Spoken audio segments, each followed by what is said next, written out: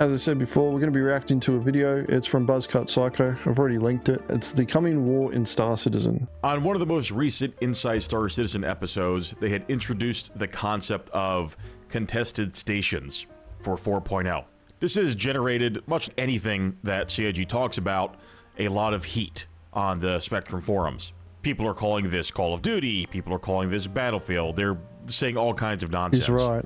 But in my opinion here, these contested stations are the first and most significant step that Star Citizen has taken in order to introduce organized group play that is accessible for most players and gives something for orgs to do that actually has some merit and meaning in terms of PvP.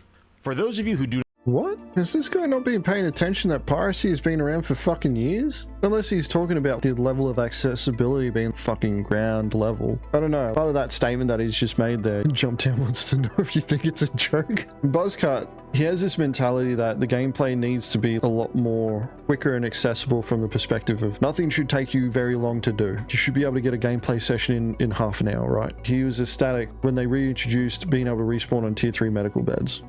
And I was happy with it too. It doesn't bother me either way, but he was like, yeah, this is great for org warfare and things like that. You're still gonna have to make sure that all your logistics are sorted out, because if you don't, then it doesn't matter that you can respawn back at the battle really quickly. If you've got no kit, what are you gonna do? You just get shot, you know, take the Chinese approach and have everybody running out naked and trying to punch mass waves, just trying to punch people to death. That's a fucking experience that I had in Ark. It's hilarious. Yeah, he must be talking about bare bones base level accessibility here, because group gameplay has been around for a long time. The accessibility behind it is based on organizations, people grouping up, putting in the effort, but I don't see how the contested zones changes that drastically.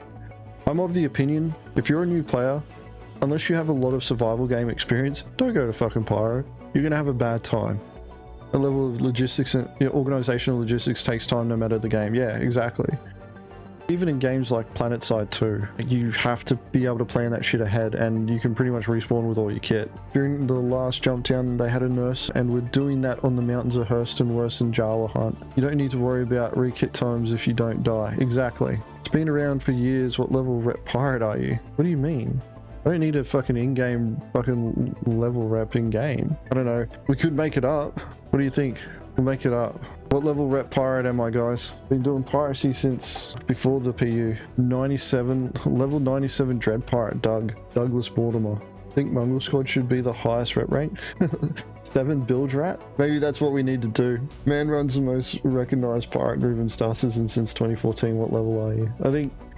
I'm pretty sure Kath is just memeing. Well, that's what most players are going to be, Devasaur, when it comes to doing piracy. But yeah, I'm a bit taken back by Buzzcut's take there. It's like, what? I had a nickel for every time a new player went to a PvP event without expecting no PvP. I'd have 2 nickels, which isn't a lot, but it did happen. I'd have a lot more than 2 nickels. And when we got Jumptown 2.0 for the first time, the amount of fucking conga lines around there was ridiculous. The mask event, we had to kill 50 players in PvP. The conga lines for that, man. I actually purposely, when I found out that was happening, I didn't bother going for the mask, because I'm like, what's the fucking point? I don't care about the mask. If it represented an achievement of killing 50 players in combat, then I'd be like, and it had to be combat, not just gunning people down, then yeah, I would have done it.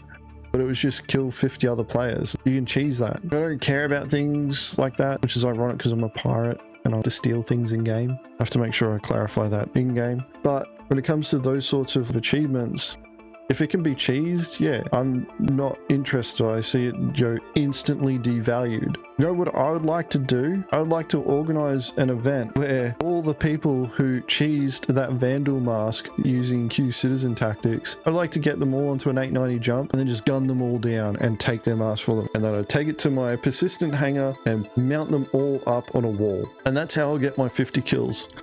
Let's keep this video going because it's only 8 minutes or 9 minutes and barely a minute in. do not know, a contested station is essentially an open-air PvP dungeon. Perhaps if you're old enough, think about Darkness Falls from Dark Age of Camelot, or perhaps more recently, the Dark Zone from The Division. You could even compare it to, and may God forgive me for uttering its name, Escape from Tarkov. But essentially the idea here is that you're going to go into these parts of a station. They're going to be in a station, and you're going to go deeper and deeper and deeper. You're going to get increasingly more challenging encounters against PvE, creatures, yes, creatures, pirates, NPCs, etc. But it's also a contested PvP area, so the biggest threat is going to actually be other players. That is not the most significant thing about this. What is the most significant is that these are inside of a station that you can set your respawn point to, that you can respawn at, and that you can presumably shop for basic weapons and armor at. This is essentially incorporating Star Marine gameplay into the PU. Now, before you blow a gasket, it's not Star Marine. It's not as accessible.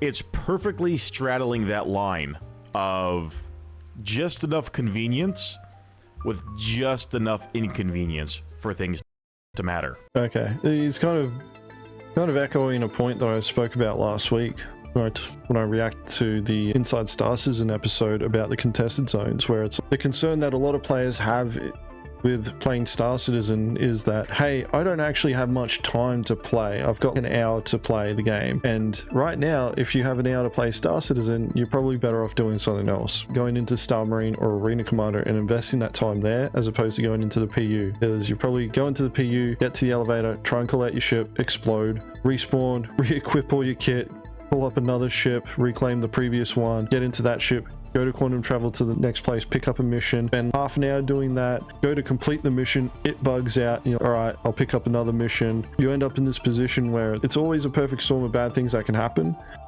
Sometimes it works and it's great. Most of the time though, you're always going to have to deal with a problem. And then you got the travel times between moving between the different places as well that you have to take into account, which is why everybody's always after the fastest quantum drives, trying to move around in nav mode as much as possible. They're trying to reduce the amount of time that they spend traveling and focus more on the amount of time that they're engaged in gameplay. The point that I'm coming around to though is Pyro is offering something that addressing the concerns of players who want to go into the PU but don't have much time, get a little bit of gameplay in, and then log out and do something else. It's good to see that they've considered this, and that's the point that he's making here.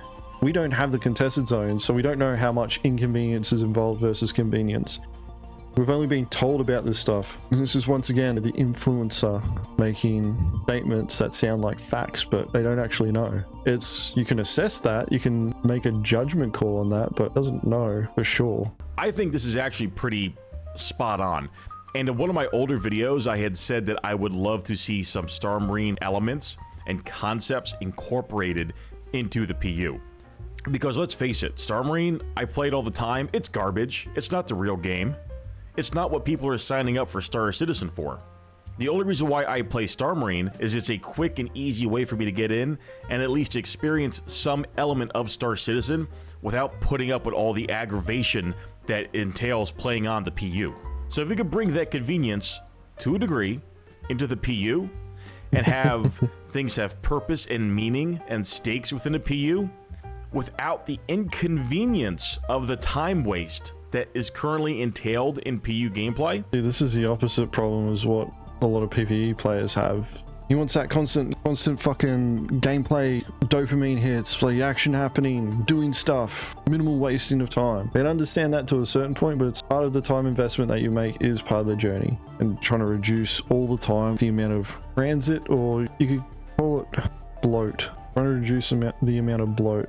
I can understand to a certain point, but the narrative that he's pushing here is this is great because you can just get straight into the action, and that's what Star Citizen should always be about, just straight into the action. It's like, well, you can't always be doing that. The action should be available to you, but if it just ends up being action all the time, you're going to set this expectation where, and it's a problem that we have with piracy. It's too long to find targets at times. So when we end up in this position where we have to scout for targets, if people aren't finding things in like 20 minutes, they start getting bored and start wandering off and doing other things. And it's like, look, this is part of our gameplay loop. We have to hunt for the targets. We can't just expect them just to show up in our lap. And extra tools to make finding targets easier for us. But the time requirement that you have to put into doing things shouldn't be taken away. It shouldn't be going out into Pyro, for example, and you just sit on a trade lane and it's guaranteed that you're going to get a hit within 5 minutes. If that ended up being the case, I wouldn't be doing piracy as much. I'd be trying to do other things.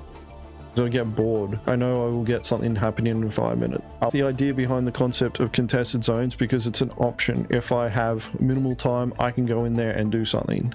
If that's the type of gameplay that you're more interested in, you can go in there and do that and focus on that, you know, more and more. But I don't think Star Citizen needs to go in that direction for everything. And that's something that Buzz has been pushing as a narrative, is he wants to try and get into making everything quicker to get into, so that people are playing, you know, that specific thing quicker.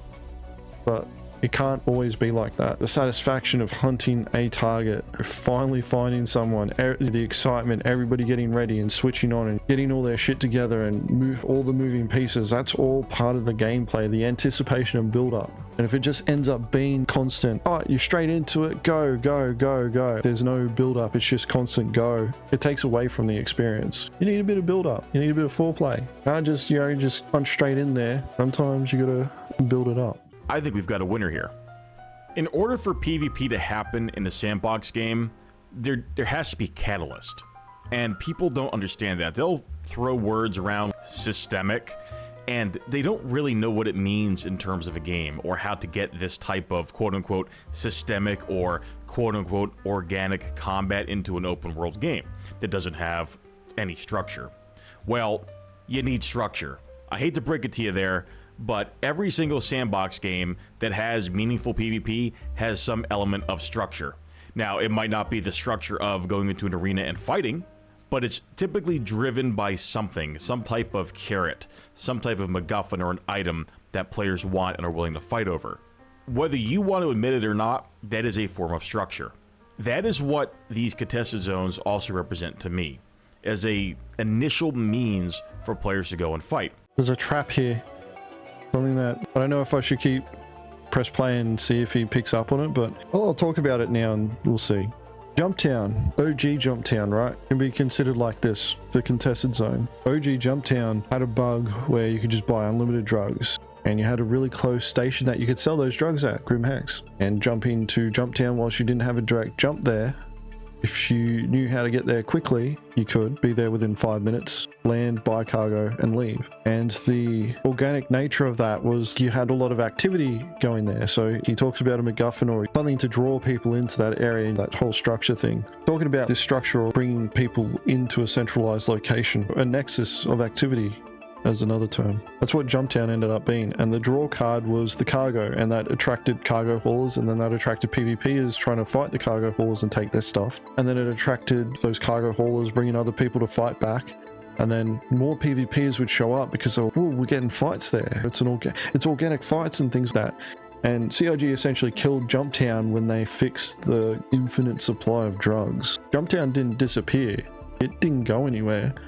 The structure of Jumptown was still there, but the draw card of Jumptown had disappeared. Those who went there to make lots of credits and risk it for the biscuit, it wasn't worth their time anymore. And I think he's kind of missing the point. There needs to be a draw card to come into these zones other than, oh, I can fight other players. Because you can fight players in Arena Commander and Star Marine. You can fight other players in the PU. Back in the day when we had the baby PU, the 2.0 series of Star Citizen, the baby PU we used to call it, where you had the ICC probe missions and 4 Tri-Astro stations, and started off with Port Olisar, you had SPK, and then you had Grim Hex got added eventually. If you wanted PvP, the way that you would get it is that you would go to SPK, you declare to the rest of the server, the other 20 something people that were there, you'd say, Mongrel Squad's locked down SPK, anybody who comes here will be fired upon and destroyed. And then you just watch all the people just jumping in for a fight.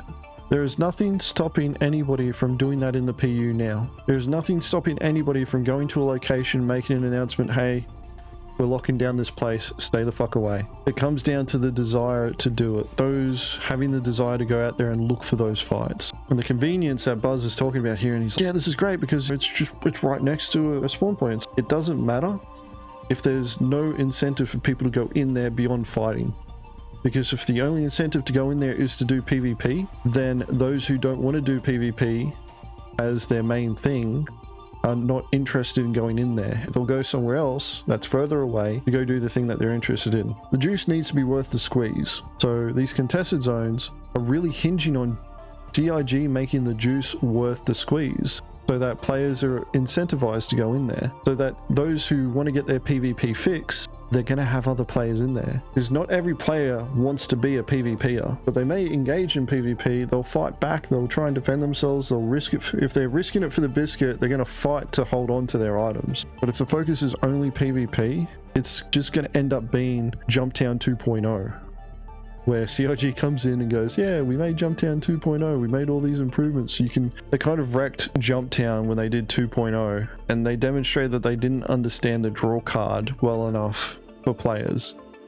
In that when they run Jumptown, they need to make that location the most valuable location in the entire system. If you want to make a lot of credits really fast, you would go to Jumptown when it's running. That's what it should be like. And COG doesn't seem to understand that. Maybe when they do the next iteration of Jumptown, that'll fix it. But yeah, when you look at Jumptown and you compare it against these contested zones and the statement that Buzz is making, where he's, yeah, it's great, you can go in there and get your PvP fix in the PU. It's not going to happen. The juice ain't worth the squeeze. You ain't going to get that PvP fix. Got to be something people want. Player loot items have become so disposable, it probably won't have the pull. Yeah, exactly. It's got to be something that you can only loot, and it will be unique to those locations. It has to be that. That said, I like the idea. I'm glad that they're doing it. It's, once again, it's another game inside of Star Citizen where they could sit there and go, yeah, refugees from Escape from Tarkov, if you want to play a game similar to yours, here we go.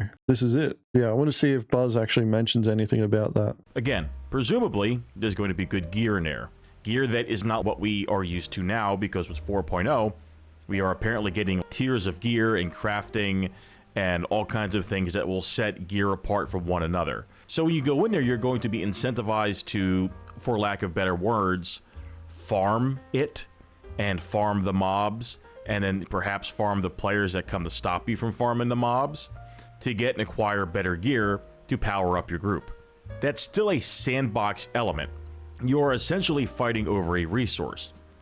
If other players on the server hear about this, they're going to know where you are. They will be able to organize, fly over, set their respawn point to that station, and then a battle will begin. It will truly be contested, and these are called contested stations. I don't think that's how it's supposed to work. How are they going to know? I don't think CIG mentioned any sort of announcement system that, hey, a contested zone's being contested that goes out to the entire Pyro system. And even then, with the distances that you're dealing with in Pyro, everything is twice the distance as what Stanton is. So I don't imagine a lot of players going, Checkmate Station's contested zone's active. I'm going to go over there and check it out, and then spend the next 20 minutes in quantum travel going to Checkmate Station to get the notification, no longer contested. I don't know, I don't remember COG saying anything about that. The foundation of any sustainable fight in a game, especially in MMO, is the respawn mechanics, and I think CIG understands that.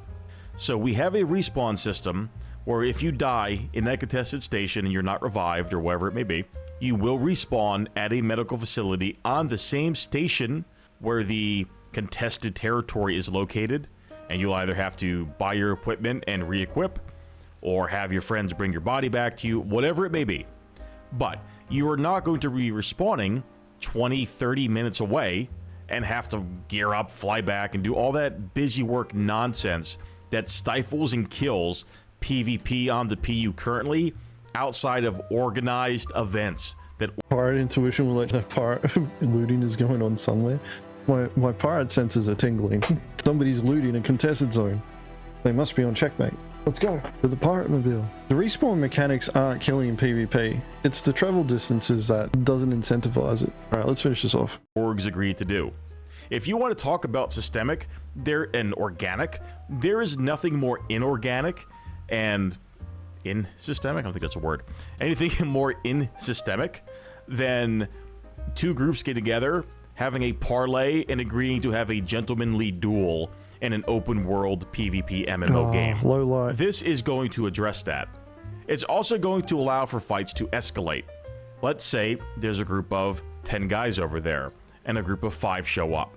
The group of 5 is struggling to beat the group of 10. That group brings in more guys. So now maybe it's 10v12. Groups start calling in more of their friends, more of their people. Perhaps other third parties want to join in. The battle escalates. and this allows for a story to be told. And I cannot stress this enough. The story is going to be told because you have a respawn point that is just close enough that it matters and is accessible. Yeah, this is a bit of a reach. Like, I understand the story perspective because we have stories of the piracy hits that we've done and all that good stuff, right? But these contested zones, you know, oh, and then we went into the contested zone and we ran into this group and we killed them, and then they respawned and they ran back in and they killed us. It's the only time that you'll ever talk about PvP encounters. That is specific kills that happen during those things, unless a very significant event happened in that contested zone. But if it's somewhere where you're going all the time, you're not going to be telling that many stories about it. You're only going to tell the stories about the most significant times that you're actually in that contested zone. It's like us with piracy. Pirated thousands of players. You know, a lot of them went the same way. We showed up, we interdicted them, we disabled their ship, we boarded their ship, we killed the crew, we took their stuff, we sold their stuff. That's every single pirate encounter. And the nuances within that story come from how they reacted, or the way that we pirated somebody, or where we found them. But a lot of them just went the same way. The hit that we did when we hit 1 billion credits for our legacy tally was a bit poetic from a certain way. The person that we pirated, we interdicted them, we snared them along the Hurston Arcorp line, pulled them out of quantum travel, bricked their ship, and they had Delta forward. They weren't even there. We just ended up interdicting them, soft earthing their ship, pulling the cargo out and selling it. That put us over the line for 1 billion credits. There's piracy hits that I've done, Mic Drop and Mic Drop 2, and there were unique aspects to those piracy hits. It was still the same loop, but when we hit Salty Mike and those hits, they went slightly different. There were moments in those hits that made them memorable. But as Fran pointed out, if they can keep coming back in 1 to 2 minutes, kills don't even matter. And yeah, you're right. If I'm able to respawn right next to the location and just keep running back in, what story are you going to get out of that?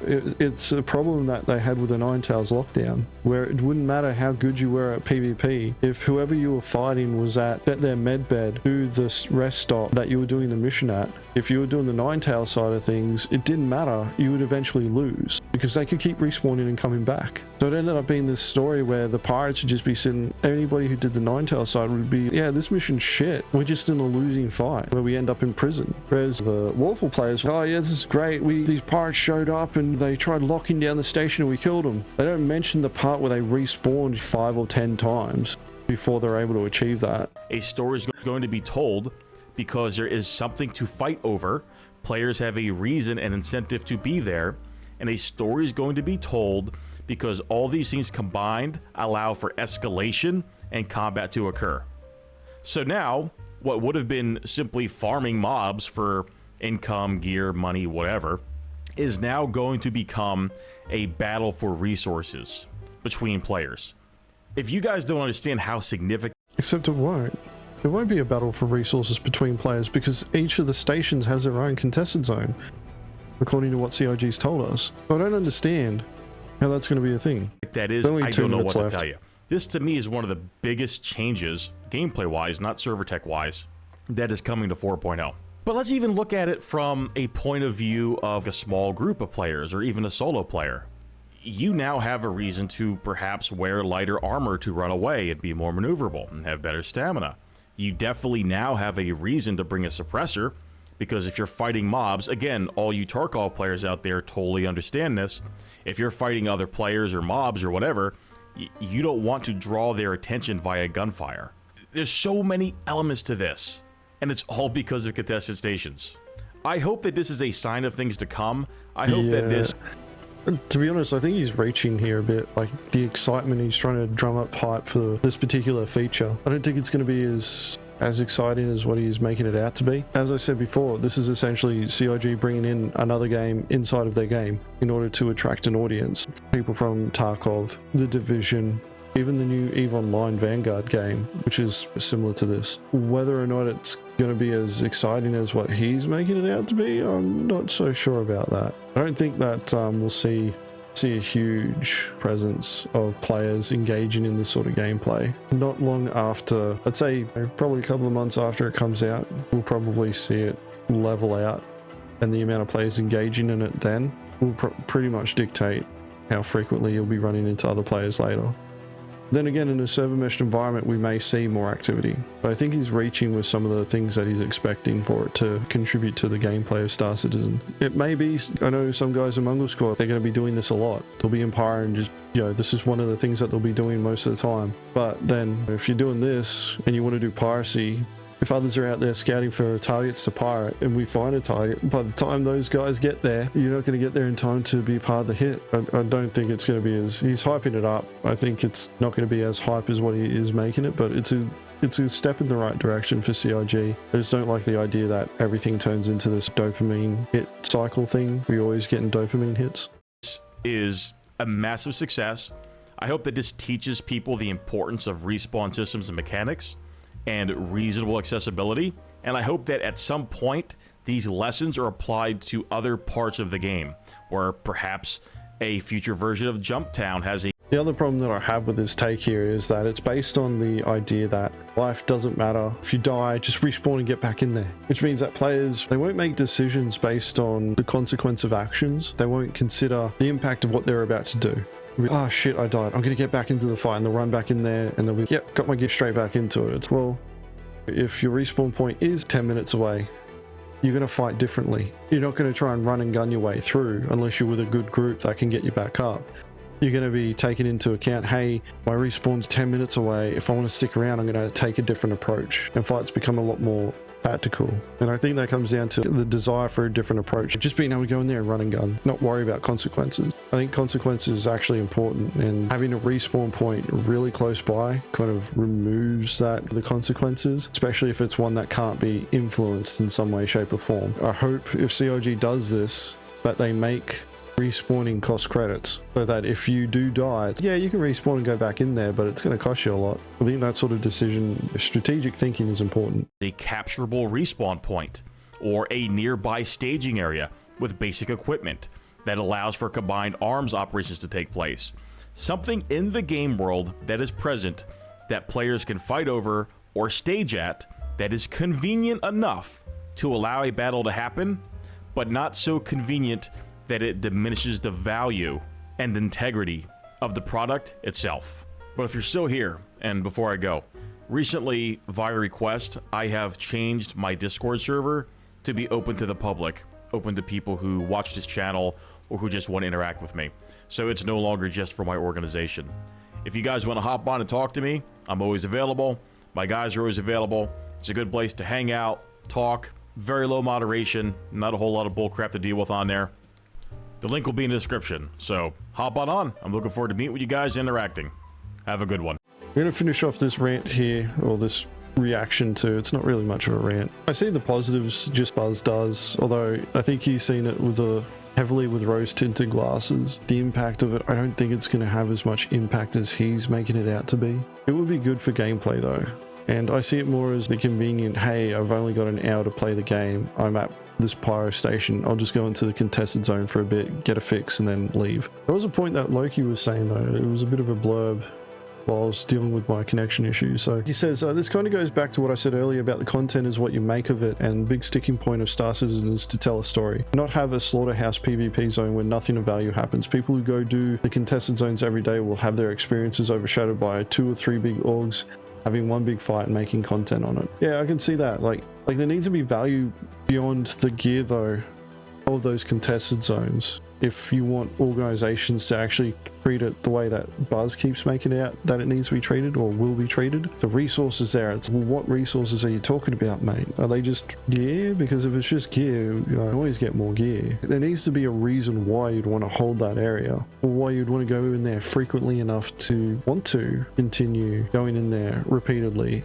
And it has to be more than just a PvP gameplay, because you can get PvP in Star Marine and Arena Commander, and the respawn is there. Like, you don't have to worry about running back, re-equipping items and things that you can die, respawn, get back into the fight. If that's your main concern when it comes to playing Star Citizen, then I think Star Citizen probably isn't the game for you at that point. There needs to be consequence of actions, and part of that consequence of actions is having to be considerate of the way that you play the game. And if an action that you take causes you to die and you gotta spend 10 minutes traveling back, that should influence your actions, right? But at the same time, if you want to have these big battles, you do need the ability to get back into the fight faster so that you can sustain the fight. Like, I agree with him to a certain point. It's just I don't see these contested zones as the thing that he is making it out to be. But then again, I could be wrong. Players may think it's the bee's knees. We just see PvPers in there all the time just duking it out. You can't do it at Grim Hex anymore, but for the longest period of time you could just fight out the front of Grim Hex, fight near the hangars and things like that, have your fights there, not get crime stats, and you know, people would do it on occasion, but it wouldn't be a constant thing, and you'd be able to re-equip, get back into your ship, reclaim, get back into your ship in a couple of minutes and get back into the fight.